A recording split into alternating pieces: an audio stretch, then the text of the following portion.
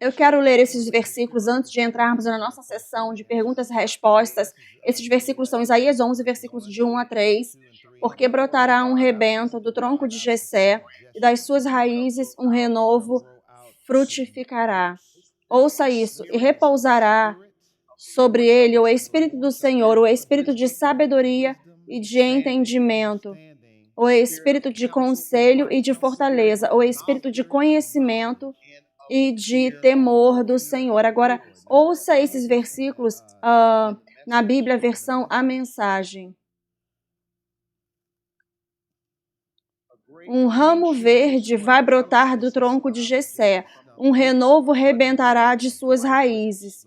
O Espírito do Eterno Deus, doador da vida, agora eu quero que isso aconteça, que o Espírito de Deus repouse, pare sobre nós e pare sobre nossas famílias. O Espírito que dá sabedoria e entendimento, o Espírito que orienta e concede força, o Espírito que instila a sabedoria e o temor do Senhor.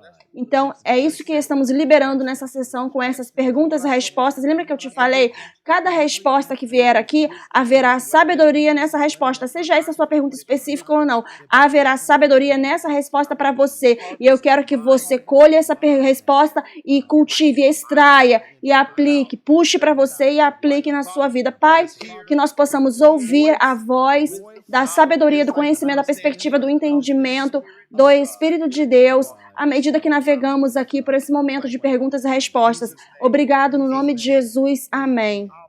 A nossa moderadora para este segmento, você pode se sentar, a nossa moderadora é a ministra Brandy Davis, e ela é mais do que adequada para nos navegar conosco aqui nessa sessão. Então, vamos mover adiante, deixe os jogos começarem. Sim, Senhor, glória a Deus. Bem-vindos ao próximo segmento do evento de família do Estádio da Fé. É o segmento de perguntas e respostas. Nós temos aqui 2 homens de Deus e 2 mulheres de Deus maravilhosas. Temos eles aqui na nossa frente. Vamos dar uma salva de palmas para eles. Sim. Então, vamos começar aqui com a nossa primeira pergunta. Ela está aberta a todos vocês. Qual é a maior lição que você aprendeu ou está aprendendo a partir do casamento e de criar filhos? Eu vou começar com essa pergunta. Eu me aproximo disso com bastante temor e tremor e fraqueza, entendendo minhas fraquezas, de que realmente, para estar casado, preciso depender de Deus para ser um esposo, eu preciso depender do Senhor para ser um pai. Minhas fraquezas são feitas, se eu as reconhecer, elas estão lá e são transformadas na força de Deus, mas eu preciso reconhecê-las como fraquezas. Eu casei pensando que eu era o Senhor certinho, o Senhor certinho o tempo todo. E minha parceira aqui de estudos rapidamente me tutoriou, me ensinou na realidade verdadeira das coisas. E de que todos temos falhas e defeitos e precisamos depender do Espírito Santo. Porque todo mundo, não é todo mundo, mas muitas pessoas querem se casar, muitas pessoas desejam estar casadas e muitas pessoas se casarão. A grande chave diferencial aí é que você precisa depender do Espírito Santo, porque Deus criou o casamento para que o casamento opere através dos princípios de Deus, como o Dr. Leroy Thompson falou para nós a noite passada e nessa manhã também. Se você tentar estar casado sem os princípios do Senhor, você não vai ter os resultados do Senhor. Então, é por isso que ficamos infelizes e insatisfeitos nos casamentos, quando não seguimos os princípios de Deus. Essa é a minha resposta. Respondi a pergunta?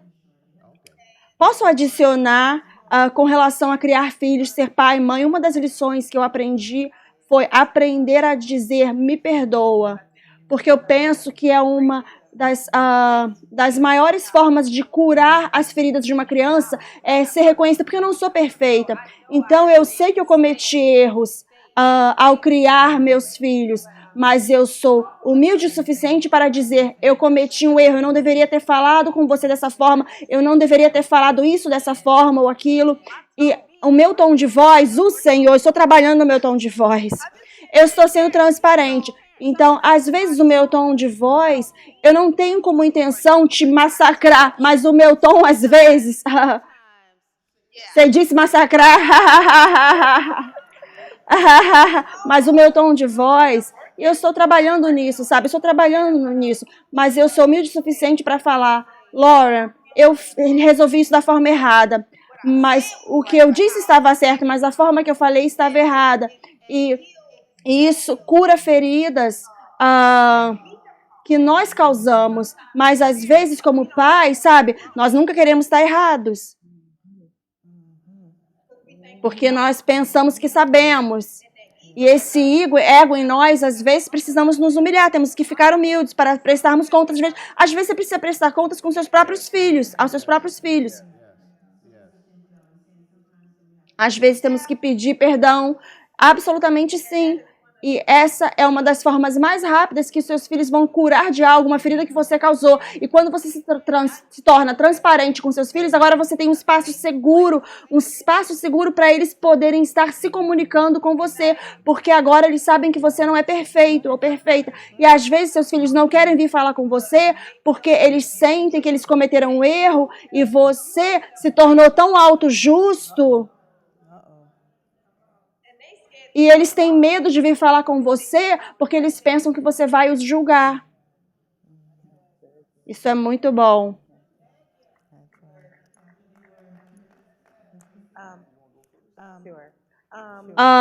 Eu penso que a maior lição que eu aprendi foi que no casamento, nós dois temos uma história de passado, né? Temos um passado e é importante que você se agarre ao seu relacionamento com o Senhor e não fique tão embrulhado, tão preso. Eu tenho que fazer tudo para agradar Ele. Não, você tem que parar. E o Senhor precisou fazer isso comigo. Foi falar, veja, nós temos um relacionamento aqui. E você não pode jogar de lado o nosso relacionamento por causa do seu esposo. Entende o que eu estou falando?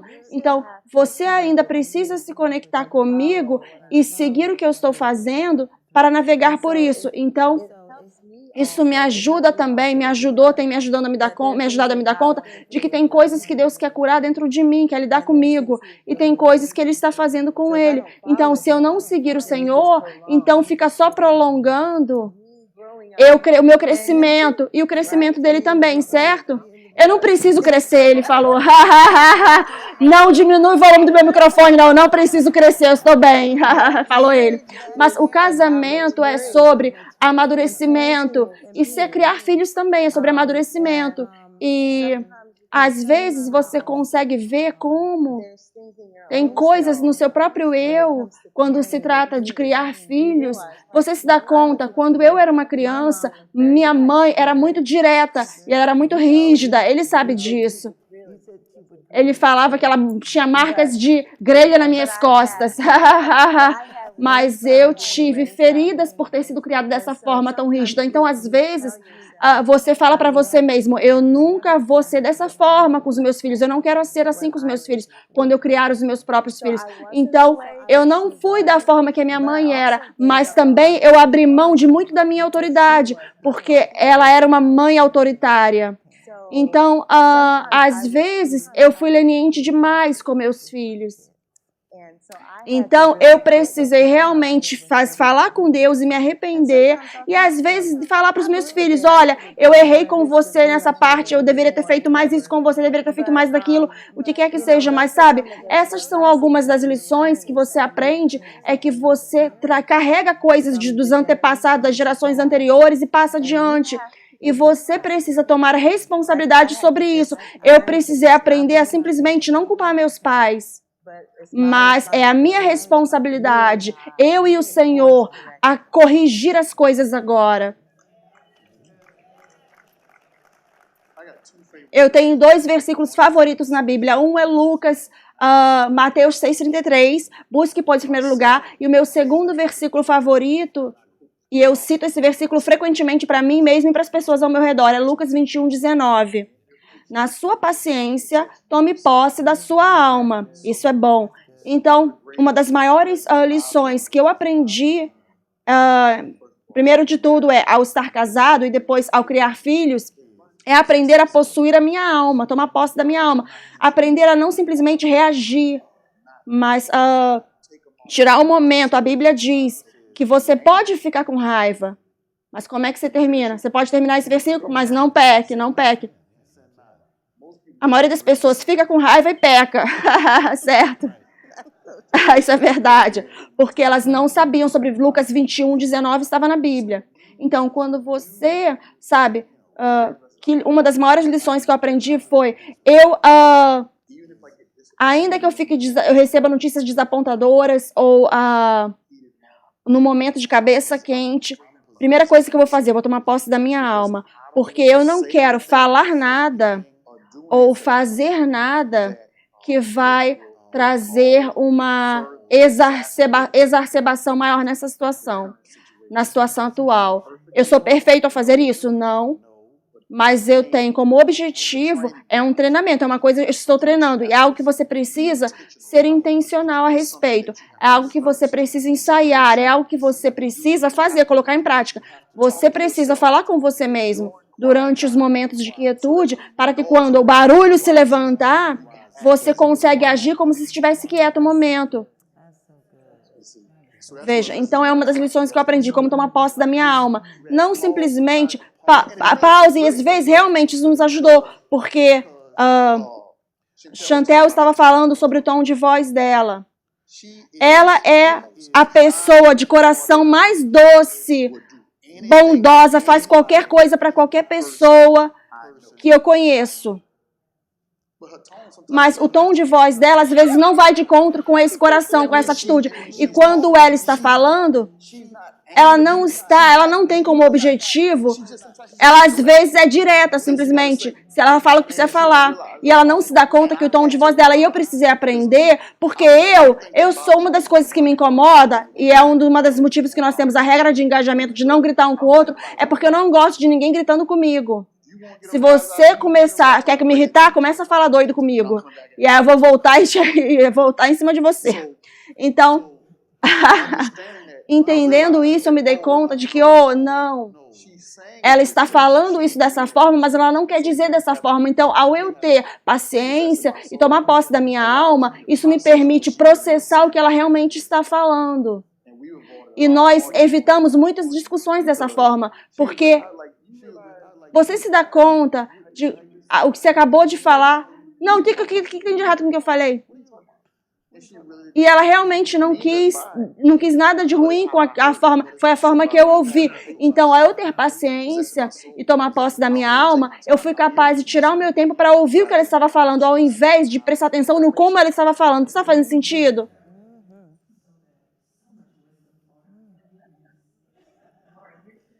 Aqui tem a próxima pergunta, 2 partes.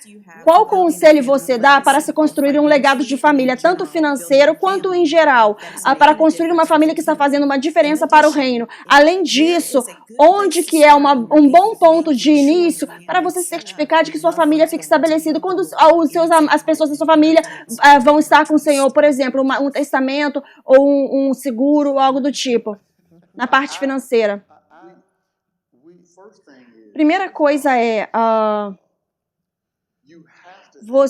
isso volta, eu sei que eu continuo me repetindo aqui, mas precisamos voltar para o foco central do propósito da família. O dinheiro é uma ferramenta. Isso é o que o dinheiro é. O dinheiro é apenas uma ferramenta. O dinheiro não é uma ferramenta boa e nem é uma ferramenta ruim. É apenas uma ferramenta. O que torna a ferramenta boa ou ruim somos nós. Então, quando você está falando sobre legado e riqueza de gerações, uma das primeiras coisas que o apóstolo tem nos ensinado isso há anos é você precisa colocar a dívida debaixo de controle. Coloque a dívida debaixo de controle e depois a elimine. Isso é muito importante. Coloque a dívida debaixo do controle e depois a elimine. E você fala, tem 2 coisas que nós não falamos nas famílias, nos lares. É sexo e dinheiro. E você precisa falar com seus filhos sobre essas duas coisas. Eu nunca esqueço, eu estava meditando na palavra de Deus e o Senhor falou para mim, o Senhor falou comigo e disse: se você não entender como lidar com o dinheiro, você vai segurar os seus pais de avançarem nas finanças. Agora, porque alguém pode entender porque isso poderia ser? Se eu sou um filho, eu vou herdar o que eles têm. E se eu for herdar o que eles têm, então Deus não vai me permitir herdar algo que vai me matar.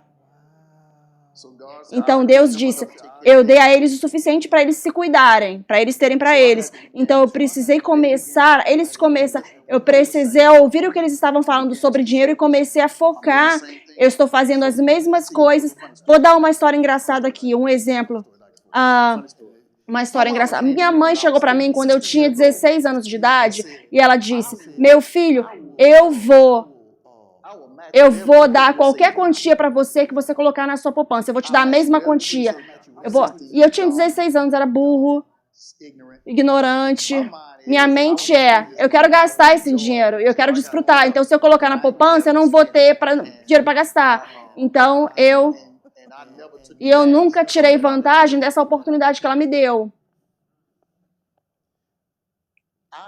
Eu agora estou fazendo isso com as minhas filhas, mas aqui está a diferença. Eu queria que mamãe tivesse feito isso comigo. Ela fez a oferta para mim, Eu não faço ofertas, eu demando, eu exijo. Eu demando, você vai colocar esse dinheiro aqui na poupança todo mês, você vai colocar esse dinheiro aqui, essa quantia, você vai fazer isso. Chega num ponto agora onde ela nem se dá conta, minha filha Lauren, nós estávamos aqui, ficando aqui perto, hospedados, e aqui perto tem um monte de loja ali, então eu dei a ela um dinheiro, dei a Lauren um dinheiro para ir fazer compras. Então, ela foi lá fazer compras e hoje, quando formos embora, eu preciso voltar lá na loja onde ela estava comprando e falei, para que vamos voltar na loja? A roupa não deu, ela falou, não, eu posso usar esse dinheiro para fazer uma outra coisa com ele. Então, ela nem se dá conta que isso fez eu ficar empolgado. Para mim não fazia nenhuma diferença ela gastasse dinheiro comprando roupa ou não, mas só ao ver ela tomar a decisão, eu comprei isso, mas eu realmente não preciso disso agora. Eu vou pegar meu dinheiro de volta e vou fazer uma outra coisa com o dinheiro. Eu vou fazer outra coisa. Isso é o que significa, veja, não é sobre o tanto que você tem, o quanto você tem. É sobre o que você faz com aquilo que você tem agora, que vai fazer você ter mais no futuro. Você entende o que eu estou falando? Nós podemos falar sobre todas as partes técnicas, de como estabelecer um testamento, ou como fazer isso, ou fazer esse investimento ou aquele. Tudo isso se resume à forma que você lida com o que você tem agora. Quando você começa a se treinar para lidar corretamente com aquilo que você tem agora você não somente se treina, você treina seus filhos também, é como lidar. Aí então, todas as outras coisas são fáceis. Você vai ter tanto dinheiro que você vai poder pagar alguém para vir estabelecer o que você quer estabelecer, o testamento que você quiser estabelecer, ou investimento. Mas a coisa principal é aprender a como treinar a fazer, a treinar a lidar com aquilo que você tem corretamente agora. Isso é bíblico. Isso é bíblico. Lucas 16. Aquele que é fiel com pouco, será fiel com muito. Então, para criar um legado, é mais sobre aprender a como lidar com aquilo que você tem. Porque não importa em que tipo de classe econômica você esteja, se você lidar bem com a forma que você tem agora, a sua classe econômica vai mudar. A sua classe econômica vai mudar. Vai mudar, porque, número 1, você vai ter, para início de conversa, quando você começa a aprender a lidar com o que você tem da forma correta, você sempre vai ter sementes. Quando você tem sementes e você consegue ouvir a voz de Deus, Deus pode te falar onde semeá-la, o que fazer com aquela semente. E aí depois, aqui está a coisa, uma vez que você obedece a Deus, uma vez que você faz o que Deus te manda fazer, agora está nas mãos dele a multiplicação. E Deus, ele tem uma forma infinita de multiplicar. formas infinitas de multiplicar, mas aprender a lidar com aquilo que você tem agora e ensinar seus filhos a fazer isso. E todas as outras coisas, porque veja, uma vez, o que eu quero dizer com aprender a lidar com o que você tem agora? Leia. Leia. Leia. Um livro, 4 Leis de uma Vida Livre de Dívidas. Não encontra mais esse livro impresso. Você tem que obtê-lo no Kindle. Esse livro, eu não sei por que ele não imprime mais. O livro deveria estar impresso ainda. As 4 Leis de uma Vida Livre de Dívidas. Você encontra no Amazon. É escrito em forma de história, mas é escrito em forma de história para você extrair princípios. São 4 T's. Eu tenho quatro princípios, desculpa. Primeiro, você precisa ter como objetivo, ter a meta, o alvo, colocar metas, estabelecer. Segunda coisa que você precisa fazer, você precisa rastrear onde você está gastando seu dinheiro. Isso é apostólico. Você não precisa de conselheiro financeiro. Conselheiro financeiro é bom para as pessoas do mundo, mas na igreja você pode rastrear onde você gasta. Uma vez que você rastreia, quando você rastreia, você sabe onde seu dinheiro está indo. E hoje é fácil, porque você tem tudo, você vai no aplicativo do banco e você vê lá no seu extrato onde está gastando. Porque você não usa mais dinheiro em vivo, dinheiro em notas. Você pode ver lá o seu débito e o seu gasto. Terceira coisa que você faz, você apara, você enxuga um pouco, você vai lá, categoriza tudo, bota carro, casa, alimentação, entretenimento, e depois você categoriza e você toma a decisão do que é valioso para você. E aí aquilo que é menos valioso para você. Porque onde você gasta o seu dinheiro, quando você gasta dinheiro nas coisas que são menos valiosas para você, você consegue eliminar esses gastos. Você enxuga. Depois, quarto é treinamento, que eu quero dizer, você treina e você lê. Se você quer investir, como investir, começar um negócio, você começa a ler como começar um negócio e veja. Deus vai te liderar na direção certa sobre o que lê e sobre o que não lê. Ele te fala, você está lendo um negócio lá e fala, não, deixa esse livro de lado. O Senhor fala, você não vai querer ler esse livro, coloca ele de lado. Mas tudo se resume a aprender a usar aquilo que você tem agora corretamente. É isso que se resume. Se você sempre está com dificuldade de obter semente, significa que você está comendo a sua semente. Porque a Bíblia diz que Deus dá a semente para o semeador. Então você fez dinheiro suficiente, você faz dinheiro suficiente agora. Todo mundo aqui está fazendo dinheiro suficiente. Todo mundo aqui. Mas até que você seja real com você mesmo e diga, eu estou gastando dinheiro em coisas que eu não deveria estar gastando. Agora, vai chegar um momento na sua vida onde você não precisa ser tão eficiente. O apóstolo não precisa ser tão eficiente mais. Ele costumava ser, mas não precisa ser tão eficiente mais. Eu estou chegando nisso agora, eu não preciso ser tão eficiente como eu precisava ser antes, no passado, com dinheiro. O que eu quero dizer com isso? Agora tem extra, tem mais. Mas tudo começou porque você começa a lidar corretamente com aquilo que você tem agora. É por isso que a maioria das pessoas, é por isso que você nunca vai ouvir história de sucesso de pessoas que ganharam na loteria. É o mesmo princípio. O dinheiro é o amplificador. Então, construir um legado começa com lidar com aquilo que você tem agora. Você faz isso, o restante é fácil. Você sabe que tipo de seguro de vida você vai obter, tudo isso é fácil, isso vai vir. Mas não faz sentido em ter um seguro de vida se você não consegue continuar pagando o premium. Não faz sentido em ter um testamento se você não tem dinheiro para deixar no testamento. Então, a primeira coisa tem que vir primeiro. Aprenda a lidar corretamente com o que você tem agora. É dessa forma que você constrói um legado.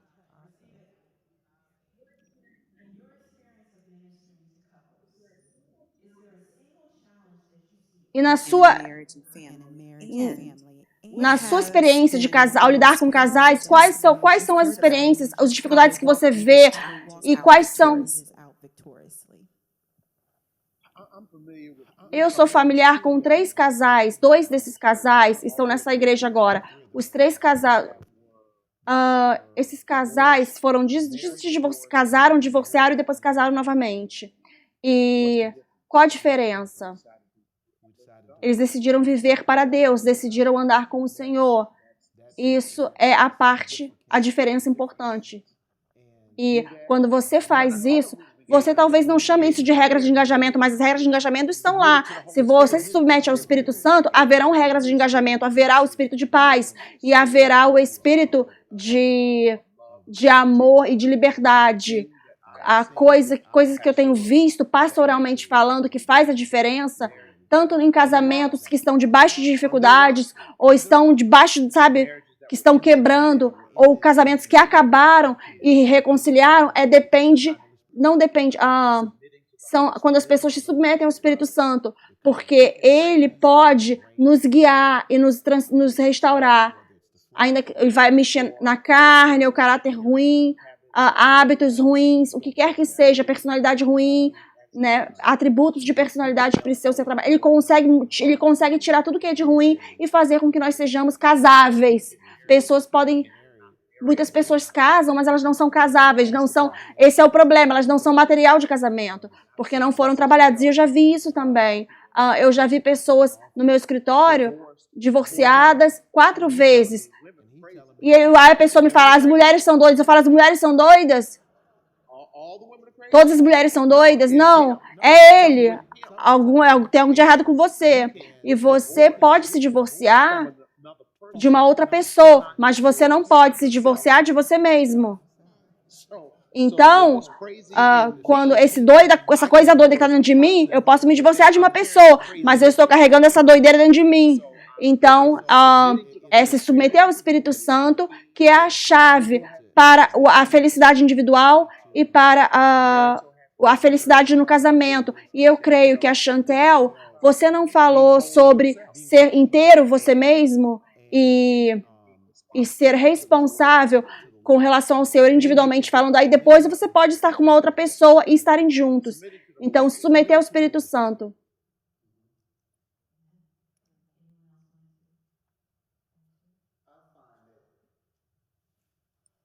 De volta para o que ele estava falando sobre ser inteiro. Ao fazer sessões com pré-conjugais, eu descubro que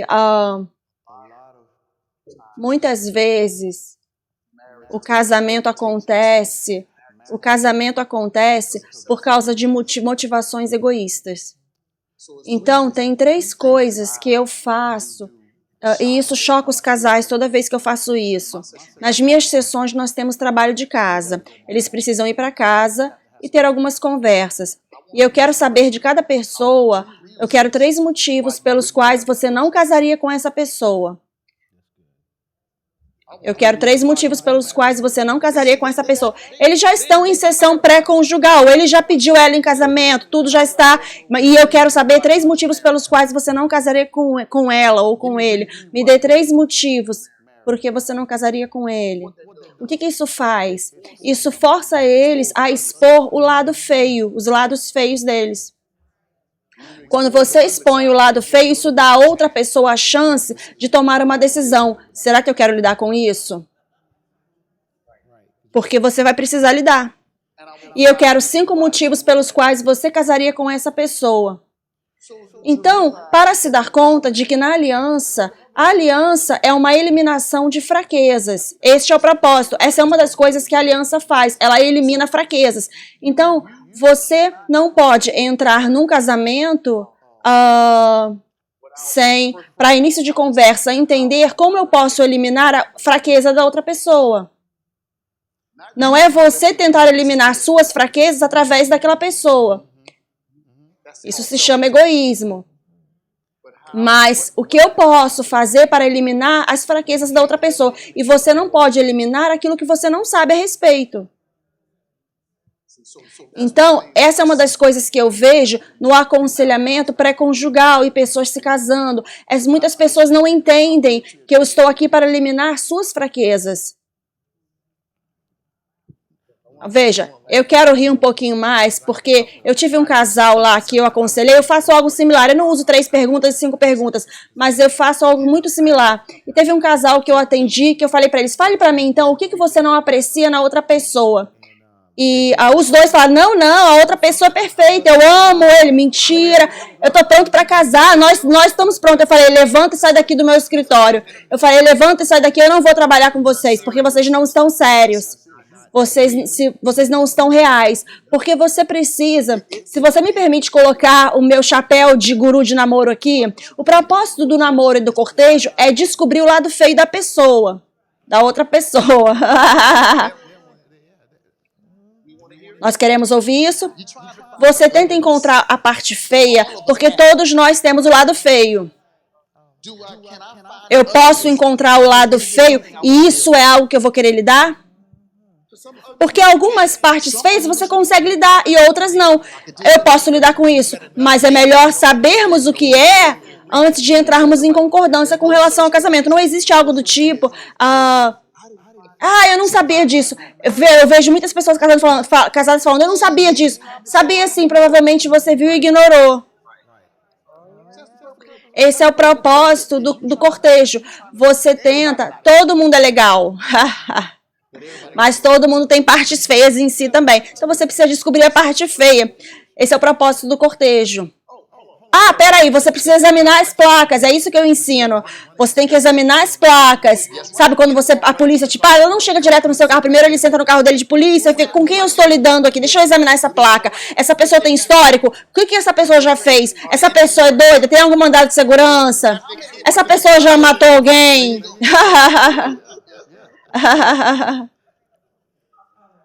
Agora vamos falar um pouco sobre limites. Que tipo de limites nós precisamos criar para membros da família que não são salvos?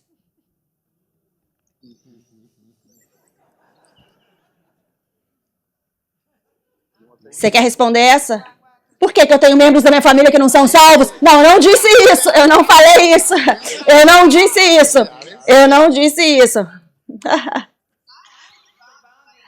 O limite que eu informo aos membros da minha família, se eu for anfitriã de alguma coisa, não traga bebida alcoólica para minha casa, porque senão você vai ser escoltado para fora. E eu falo para os membros da minha família, não falem mal do meu apóstolo, não entre na minha casa falando contra o meu pai, o meu sogro. Nós precisamos, uma vez, nós abrimos a porta e falamos, pode sair.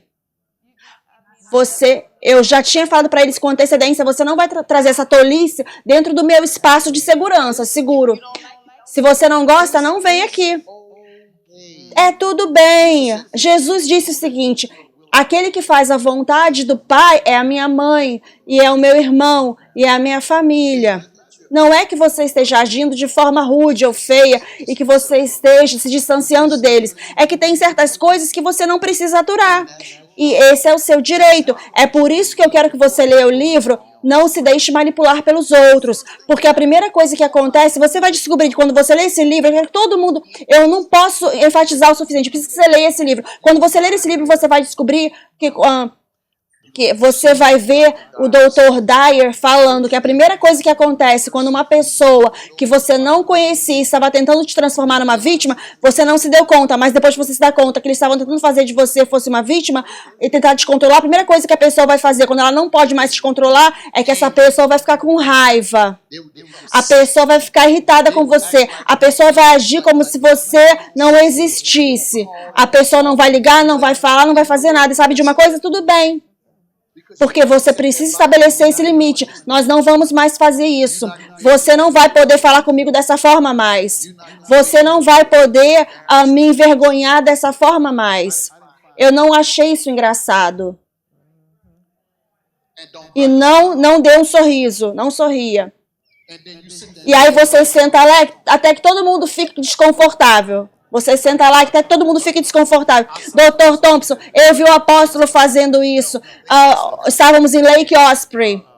Uma mulher chegou. Não, foi um homem. Ele chegou e disse.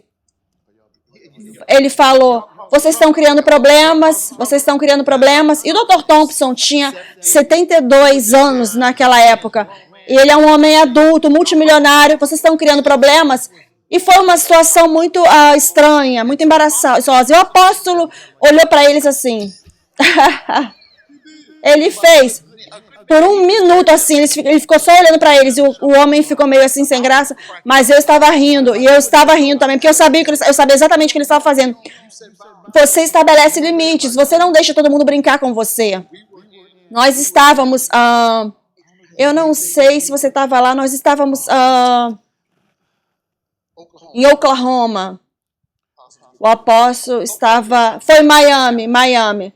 Estávamos num jantar. Sim. O dono do restaurante, ele veio e falou, quem é o burro aqui? Quem é o burro aqui?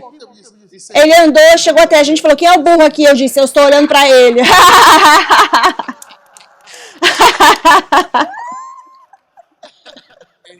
E ele se deu conta, naquele momento, você não chega aqui brincando, zoando, você não conhece a gente dessa forma. Nós estabelecemos esse limite. Você chega aqui e você age de acordo. Não importa, com nada a ver com a cor da pele, não tem nada a ver com isso.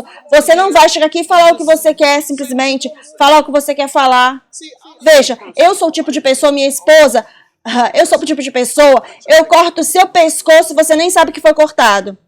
Porque eu vou estabelecer limite. E você precisa poder estabelecer limites, especialmente com os membros da família. Porque aqui está o motivo pelo qual você precisa estabelecer limites. Porque a forma que Deus opera através da sua vida, e talvez eles não são salvos, ainda Deus está fazendo coisas através de você que Ele não pode fazer através deles. Então, você é um espelho para eles. Porque, número 1, eles dizem, saímos do mesmo útero. Saímos da mesma família. Como que isso acontece com eles e não está acontecendo comigo? Então, ao invés de perguntar a você o que você está fazendo, eles querem atacar o que você está fazendo e querem controlar o que você está fazendo. Então, você precisa estabelecer o limite e falar, ei, nós não estamos brincando, jogando esse jogo. E até que você esteja pronto para falar comigo certinho, da forma correta, nós não vamos conversar. E você precisa estar confortável com isso. Ouça, se Deus pode permitir as 2 primeiras pessoas que ele fez saírem da vida dele, eu posso deixar qualquer pessoa sair da minha vida. Vocês ouviram que eu vi? Se Deus, as primeiras 2 pessoas que ele criou, se ele pode deixá-las fora da vida dele, eu posso deixar qualquer pessoa fora da minha vida. Ele falou para Adão e Eva, vocês não podem ficar aqui. Ele deixou Adão e Eva aí, ele falou, vocês não podem ficar aqui. Vocês não podem ficar aqui dessa forma. Eu dou a vocês sementes e tudo, mas vocês não podem ficar aqui. Se ele pode fazer isso, eu posso deixar qualquer pessoa sair da minha vida. Qualquer pessoa. E, Dr. Thompson, eu penso que o que isso ajuda que isso faz com que isso dá às pessoas que estão ao seu redor, como eu, permissão para te tratar com respeito e honra, porque eu valorizo esse relacionamento. Eu nunca vou deixar nada acontecer, mesmo que eu esteja na carne, eu não vou permitir, eu não vou fazer nada para arriscar esse relacionamento, que eu sei que eu não quero ser jogado para fora. Você não vai querer se encontrar numa situação onde você valoriza o relacionamento mais do que a outra pessoa. Exatamente. Se você pega numa situação onde você está valorizando aquele relacionamento mais do que a outra pessoa, você sempre será vitimizado. E essa vitimização sempre vai estar comendo a sua alma, absolutamente sim. Então você fica mais e mais fraco à medida que você avança. Você precisa de validação. Ok, a próxima pergunta é para o pastor Dr. Eloy Júnior. E eu vou ler Gênesis 2:24. Portanto, um homem deixará seu pai e sua mãe e se unirá à sua esposa, e eles serão uma carne. O homem está convidando a mulher para o mundo dele, para o mundo. Ela precisa usar as finanças dela para pagar as contas?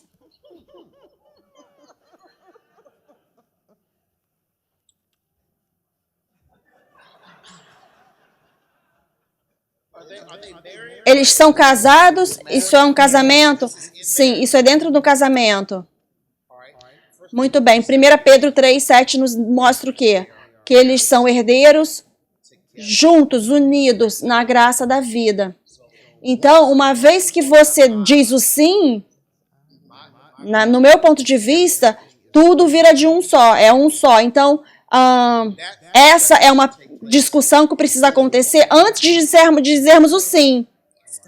Porque poderia haver alguns problemas ali.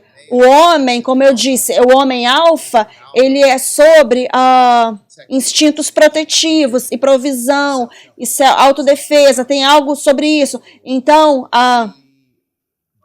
ela é a que traz mais dinheiro, ela traz mais recursos do que ele, porque ele não está sendo frutífero e produtivo. Ou é que ele está sendo produtivo e frutífero, é que apenas ela tem um emprego diferente e ela gera mais renda, mais riqueza. Isso aí não é um problema, mas se é uma falta de visão da parte dele, uma falta de diligência, é uma falta de disciplina, uma falta de trabalho, então isso precisa ser trabalhado, que poderia ter sido trabalhado antes de entrar nessa situação. E se você vier no nosso aconselhamento pré-conjugal, nós pegamos isso não passa despercebido. Se eles já são casados, então você precisa se comunicar e navegar por isso, nessa situação. Se eles são casados, nós precisamos usar o que temos para fazer o que precisamos fazer. Então, nós não vou sentar lá, eu não vou pagar a eletricidade, aí a luz corta. Quem ganhou com isso? Sabe, nós dois perdemos com isso. Então, nós trabalhamos juntos na graça da vida. Mas eu realmente creio que esses tipos de limites, idealmente, são estabelecidos quando estamos namorando ou cortejando, ou estamos sendo preparados para o casamento. Respondi? É exatamente como eu lido com a situação, é dessa forma. Essa próxima é para a Dr. Tracy. Miss Chantel, desculpa. Quando você casa e tem filhos, seu tempo é sempre dividido. Como que você mantém e construi, edifica a sua caminhada com Deus, que você acabou de casar e você começa a ter filhos?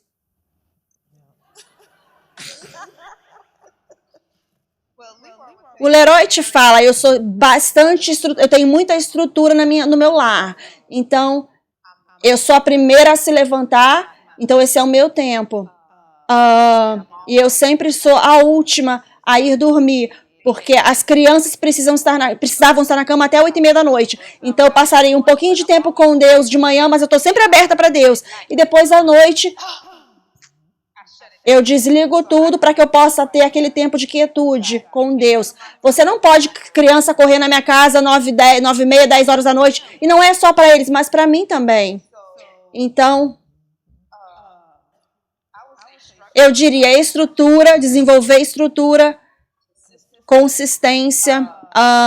E uma das minhas regras de engajamento, que para mim foi sempre na minha cozinha, eu não vou dormir com louças sujas. E é por isso eu cuido de todas as minhas coisas diárias naquele dia. Eu não trago nada para o dia seguinte. Isso é muito bom. Então, eu não acordo com as responsabilidades de ontem.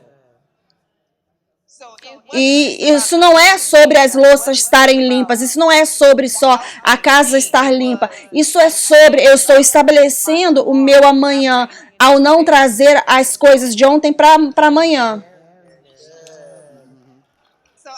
Então eu posso concentrar no hoje.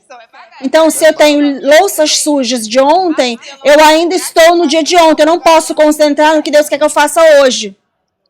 Isso é muito bom. Pense sobre como o nosso Pai criou o mundo no qual vivemos, dia 1, dia 2, dia 3, como um jantar bem compartimentalizado. Isso aqui vai ser no dia 1, dia 2, dia 3. Isso faz bastante sentido. Eu nunca pensei dessa forma, eu nunca ouvi dessa forma. Então você é daquelas. Isso é bíblico. Eu gosto disso. Eu me certifico de que eu faço a minha cama. Eles não entendem muito isso, mas eu te falo o motivo. Eu sou muito disciplinada. Então, assim que eu acordo, eu faço a minha cama. Por quê? Porque qualquer que seja o problema que eu esteja lidando naquele dia, quando eu chego em casa, eu sei que aquele é o meu espaço de segurança. Então, se eu estou lidando com problemas, e aí eu preciso voltar para casa, eu tenho caos na minha casa, aí eu fico por toda parte. Mas se eu chego no meu quarto, eu vejo disciplina, eu vejo limpeza, eu falo, Senhor, eu posso, faz isso de novo, faz isso de novo. Eu falo,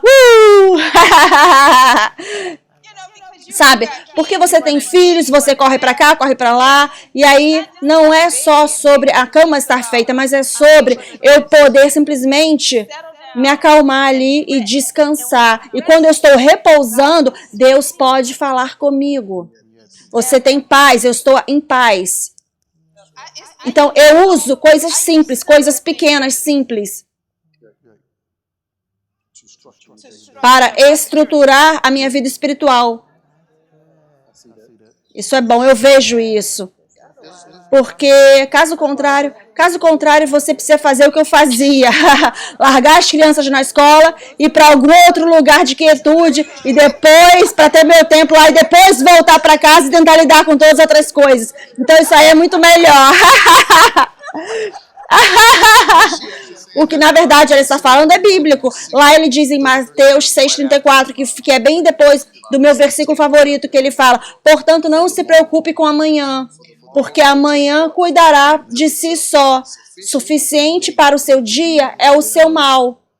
Então, ao estar focado no momento presente, agora o Senhor ainda está trabalhando comigo nessa questão de fazer a cama. Ele ainda está trabalhando comigo, sabe? Eu sou um trabalho em progresso aqui. Agora, a minha cama feita não é a mesma cama feita dela. Minha cama feita é eu levanto a cama e puxo a coberta assim só. Eu ainda estou, o Senhor ainda está trabalhando em mim. Mas ela é uma pessoa tão graciosa que ela vem depois atrás de mim e acerta a minha cama que eu fiz. A minha definição de cama feita. Parece que eu não estou sozinho aqui. Não estou sozinho, tenho companhia. Ok, tenho companhia. Mas eu posso me lembrar, ela estava falando sobre estrutura. Você não pode deixar as crianças entrarem na sua vida ao nascerem. Elas já entram na sua vida como bebês, eles têm a nossa atenção 24 horas por dia, 7 dias por semana. A única forma que eles têm a nossa atenção é chorando. A única forma que eles têm a nossa atenção é sobre criando algum tipo... Eles precisam criar um caos para ter nossa atenção. Então, à medida que eles vão crescendo, você precisa tirar eles desse caos. Que significa criar estrutura. Que significa você estabelece um tempo, um horário específico de ir para a cama. Até que você possa provar para mim que você consegue funcionar no dia seguinte. Então, você vai ter um tempo de 1 hora de dormir estabelecido. Eu não vou deixar você dominar todo o meu tempo. E veja, é aí onde você... Eu reitero aqui essas 3 coisas que eu falei ontem. Eu acho que eu falei elas muito rápido. 3 coisas que fizemos com nossas crianças. Eles nunca tinham TV nos quartos delas. Número 2, elas não iam para a cama com aparelhos digitais. Elas não iam para camas com aparelhos, com telefone. Número 3, passamos tempos juntos. Com essas 3 coisas, você sempre está criando estrutura. Você está sempre criando estrutura. E... eu não posso enfatizar isso o suficiente. Esses aparelhos digitais, gadgets, não deixe esses aparelhos digitais se tornarem babás. Isso é bom. O Blues Clues talvez esteja ensinando alguma coisa bacana, mas de vez em quando talvez ele esteja fazendo algo escorregar ali que você não sabe nada a respeito, alguma informação que você não sabe nada a respeito. Entende o que eu estou falando? Então, a Lauren, ela você teve uma TV no seu quarto com quantos anos? 22, com 22. Uma TV no quarto dela aos 22. Principalmente porque quando ela costumava não ter o quarto dela, ela estava lendo tudo isso. Mas eles tinham que assistir TV na sala. Por que assistir TV para que eu pudesse passar ali? Entende o que eu estou falando? Eu vejo que elas estão assistindo, entende? Ninguém vai ficar em seu quarto sozinho no seu computador para início de conversa, falando com alguém que eu não conheço. Entende o que eu estou falando? Eles não estão lá no seu quarto sozinho, nenhuma porta trancada. A única porta trancada nessa casa é a minha. Entende o que eu estou falando? E você cria essa estrutura e cria esse ambiente e, sabe... Você não deixa seus filhos tomarem um controle. Você não é para ser o amigo deles. Eu tenho 50 anos de idade. Eu não vejo dessa forma, mas é dessa forma que o apóstolo sempre termina nossas conversas agora no telefone. Eu ligo para ir para checar nele, ou ele me liga para falar algo. Eu só estou ligando para saber, só liguei para saber o que estão fazendo. E no final ele fala, tá bom, amigo. Eu deixo ele iniciar a amizade. Vocês entendem o que eu estou falando? Então, eles não são seus amigos até que eles possam chegar nesse nível, seus filhos, onde você sabe que, ei, eles são responsáveis. Isso faz sentido? A próxima pergunta é para o Dr. Thompson e a senhora Chantel. E são duas partes. A primeira parte é para a senhora Chantel e depois o Dr. Thompson. Se você passa os aniversários, feriados e todos os domingos com a família dos Thompsons, como que você honra o seu lado da família? E depois para o Dr. Thompson, como que você honra o lado dela da família? Eu passo domingo com eles. Então significa que eu tenho outros 6 dias para passar com a minha família. E é isso que eu faço. Toda semana eu estou lá checando mamãe e papai. Mas a mamãe não cozinha. Então, ela não cozinha. Talvez ela está assistindo a gente, ela deve estar no sofá rindo agora. Mas ela sabe que isso é verdade. Mas eu me certifico de que eu passo tempo de qualidade com minha família. E na maior parte do tempo ele está comigo. Então, não é... Eu não chamaria isso de... Não é... Eu ouço que algumas pessoas têm problema com isso, mas nós nunca tivemos um problema. E eu amo os meus pais. Nunca tivemos nenhum problema. Eu não importo de ir na casa dos meus pais a segunda, terça, quarta, quinta... Nunca tivemos nenhum problema. E eu penso que simplesmente aconteceu que a estrutura familiar dela é diferente da nossa, da minha, da onde eu venho. Então, eu te dou um exemplo. Funciona perfeito dessa forma. A família dela, eles se reúnem na noite de Natal, no dia 24. Os pais dela, todas as tias, todo mundo da família se reúnem na véspera de Natal. Então, eles têm um grande evento na véspera de Natal. Então, nunca foi um problema. Então, é fácil para nós. Na noite de Natal, nós passamos na véspera de Natal, passamos na casa dela. E na manhã do Natal, nós passamos na casa dos meus pais. Você precisa estruturar. E, novamente, comunicação. Mas o Espírito Santo, se o seu objetivo é honrar seus pais... O Espírito Santo, ele orquestra numa situação onde ninguém se sente deixado de lado. Absolutamente sim. E a forma que eu honro os meus sogro e nora e minha sogra, eu deixo a Chantel liderar o caminho e eu deixo ela liderar e o que quer que ela queira fazer para os pais dela ou visitar os pais dela, eu nunca deixo. Eu nunca imponho. Quando ela fala que vai lá, eu não falo assim, deixa eu ir com você. Isso não é. Eu tenho maravilhosos, minha sogra é maravilhosa, meu sogro é maravilhoso, eles são maravilhosos. Talvez algumas pessoas não tenham o mesmo tipo de relacionamento, e eu entendo, mas não é difícil para nós fazer isso. E, no final das contas, uma das coisas que eu lido no aconselhamento pré-conjugal isso precisa ser feito já antes do tempo, nós fizemos isso, se tiver qualquer desacordo entre eu e os meus sogros, eu deixo ela lidar com essa situação, com eles, preciso fazer isso. Eu não lido com eles nessa situação. Se tiver qualquer desacordo entre ela e o apóstolo Mrs. Thompson, eu lido com eles. Eu não deixo ela lidar com eles. Por quê? Porque eu sou filho deles. Então, se houver qualquer desacordo, provavelmente é porque... qualquer que tenha sido o motivo, eu não sei qual motivo, mas eu sou o filho deles. Então, eles vão ouvir de mim diferentemente do que eles ouviriam dela. E vice-versa, eles ouviriam... os pais dela vão ouvir dela diferente do que eles ouvem de mim. Você entende o que eu estou falando? Então você não deixa um gosto ruim na boca de ninguém. E as pessoas, sabe, para depois a pessoa ter que superar. Então essa é uma das formas que nós lidamos com os nossos sogro e sogra. E é assim que nós celebramos as coisas. Excelente. Essa próxima é para a doutora Tracy. Então nós ouvimos o pastor falar a história de como você o rejeitou inicialmente. Quando ele te falou como que ele se sentia na James Madison, na universidade, mas o que nós não ouvimos é o que mudou para você naqueles meses entre que você viu ele de forma diferente e sentiu diferente acerca dele. Você pode elaborar mais em cima disso? Isso é interessante, nunca falamos sobre isso. Eu penso que para mim, ele simplesmente continuava sendo um amigo para mim. ele vinha e me buscava, e nós íamos para estudo bíblico na faculdade, e foi lá que eu estava na tecnologia médica, escola de tecnologia médica. Eu sempre via ele como um irmão, eu sempre era tão assim, não dizia que ele era afim de mim. Então teve um dia que eu estava em oração, e eu falei, Senhor...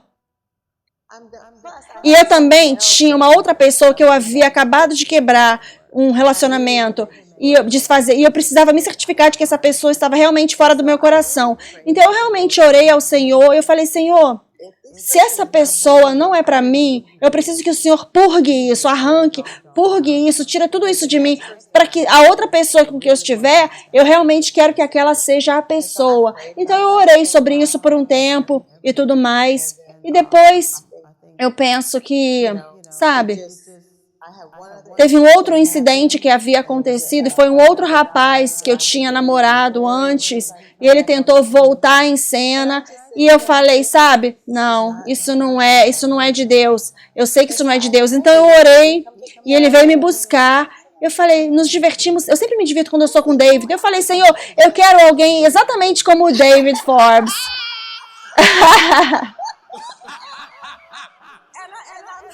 E eu estava lá orando, certo? E depois eu ouvi o Espírito Santo falar, e sobre o David Forbes? Eu falei, Senhor, eu nunca pensei nisso antes. Então, eu falei, uau, sim! Eu podia, porque eu era jovem em Cristo ainda. Então, eu precisei passar todas aquelas ideais que eu tinha de homem super alto. Tive que deixar tudo isso. Eu falei, tá bom, Senhor, eu só quero estar com quem o Senhor quer que eu esteja. E foi ali, se essa vai ser a pessoa para mim. E foi depois que ele sugeriu ele para mim. Eu orei e ele sugeriu ele para mim, o Senhor. Eu falei, uau! E depois eu liguei para minha mãe e a minha mãe disse, onde está aquele pregador, rapaz, que te leva para frente e para trás, de um lado para o outro? Eu falei, o David, ela falou assim, eu não sei. Eu falei, eu sinto algo ali. E eu falei, mamãe? E ela disse, sim. Ela disse, é melhor você falar para ele. Depois eu falei para ele o que aconteceu. Eu falei, é melhor você correr e falar para ele, ligar para ele. Eu falei, uau, é melhor você correr e ligar para ele. Então eu liguei para ele. E o telefone dele estava sendo conferido para problemas. Nunca tinha visto isso na minha vida. Você liga para alguém, sabe, você fala, não está funcionando. Vi uma mensagem, checando para problemas. Então eu falei, se ele não vai vir buscar, porque nós tínhamos um acordo, nós tínhamos uma regra de engajamento. A não ser que eu ligasse para ele na sexta-feira ou sábado, ele não viria me buscar no domingo. Então eu liguei novamente, isso foi numa quinta-feira quando eu comecei. Eu estava lá conferindo problemas na sexta-feira, sábado conferindo problemas no telefone. Eu falei, tá bom, Senhor, é domingo e o telefone dele ainda está lá conferindo os problemas. Eu falei, então, a não ser que o Senhor intervenha, ele não vai vir me buscar aqui. Então, ele foi lá para o estudo bíblico, não parou para me buscar. Eu falei, tá bom. Então eu falei, está em suas mãos. Então depois eu estava lá na escola de tecnologia médica, eu estava lá no laboratório e nós temos só um período bem curtinho de break, 15 minutos. Literalmente eu estava lavando minhas mãos e alguém falou, tem um rapaz ali fora perguntando por você. Agora, você pode falar para elas que já aconteceu, você já falou essa história, porque estava voltando lá na neve, mas o tempo foi perfeito e ele apareceu. Uau!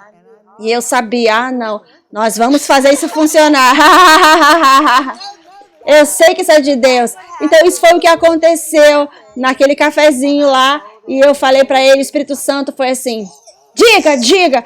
E eu falei para ele, depois ele agiu como se ele não lembrasse de nada.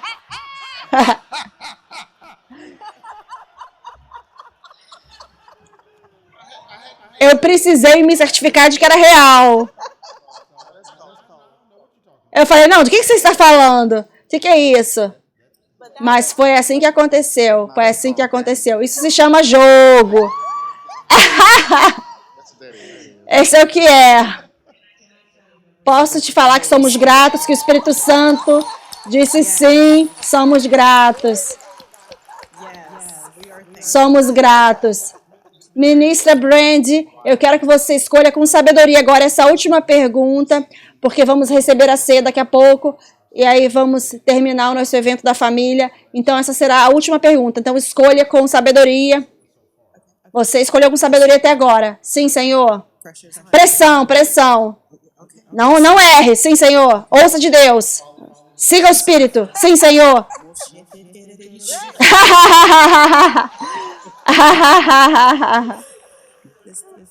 Essa última aqui é para a senhora Chantel. Oh, mesmo? Sim.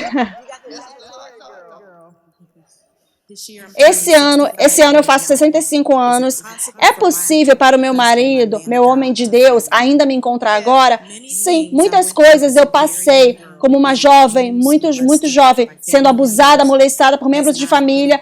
E eu não tenho podido confiar em homens mais. Minha guarda está sempre levantada. Graças a Deus por resposta através de você. Estou divorciada há 20 anos agora. Tem ainda alguma possibilidade para mim? Sim. Mas leia essa pergunta. Ela foi abusada. Muitas coisas que eu passei como uma jovem menina. Fui abusada e molestada por membros de família. Então, este é um sinal aí que existem algumas feridas na alma que precisam ser curadas primeiro. Mas sim, 65 você ainda pode. Nós acabamos de ter dois casais que ficaram noivos. Eu não vou dizer que eles têm 65, porque eu não vou entrar em problema aqui, mas eles acabaram de ficar noivos, 2 casais. Mas se você está lidando com eu fui abusada, então este é um sinal de que existe alguma cura que precisa acontecer primeiro. E é aí onde você precisa ir para o Espírito Santo te tratar. Pode estar o seu que está te segurando, porque você ainda está se identificando com a ferida. E ao invés de se identificado com a cura que foi feita na cruz. Você está se enxergando como uma pessoa ferida. Então, se você se enxerga como uma pessoa ferida, todo o restante das pessoas vão te ver como uma pessoa ferida. Mas se você se enxergar através daquilo que Jesus fez na cruz, como uma mulher curada, sim, isso abre a porta para o homem vir. Nunca é tarde demais. Qualquer coisa que tudo que você ouviu na noite passada, essa manhã, essa tarde, você nunca está tarde demais. Nunca é tarde demais. É por isso que eu amo a forma que esses princípios vieram aqui. Isso funciona para solteiros, para casais, para pessoas divorciadas, famílias misturadas. Isso funciona para qualquer situação. Todos os princípios que vocês ouviram vão funcionar para qualquer pessoa. E não é tarde demais, porque o plano total de Deus está ainda valendo para você. Ele nunca mudou de ideia acerca de você. Ele nunca mudou o plano dele. Então, pode acontecer, absolutamente sim. E eu abençoo vocês. Podemos agradecer o casal dos Thompsons por se juntarem a nós. Uau! Vocês estão felizes de terem vindo aqui? Então, dê a Deus um outro louvor e ação de graças por tudo que Ele fez. Nós podemos celebrar mais do que isso, por tudo que Ele derramou sobre nós aqui. Aleluia! Obrigado, Deus. Obrigado aos Thompsons novamente. Deus abençoe vocês. Faça isso valer. O que aconteceu? Faça isso valer. Vocês estão dispensados em nome de Jesus.